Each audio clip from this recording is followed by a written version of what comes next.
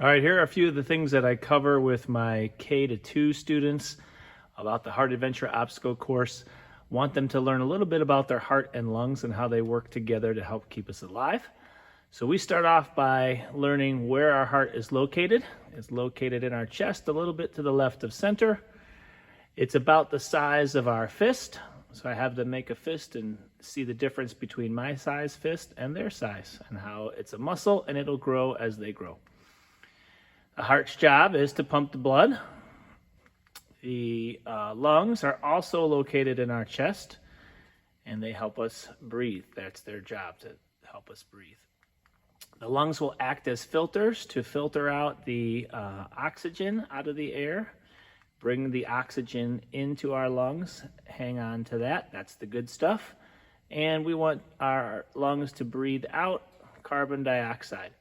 That's the stuff we want to get rid of.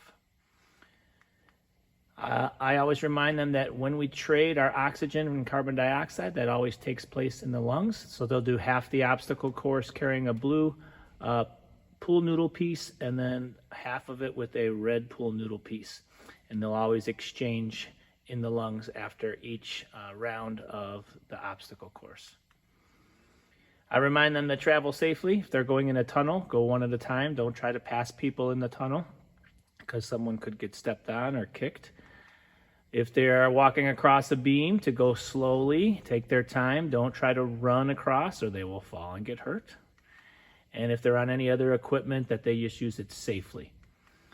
If they see any equipment that gets knocked over, like a cone, they go ahead and fix it as they see things that need to be fixed. So they can make sure the mats are still in place and make sure that all the noodle pieces get into the bucket, things like that.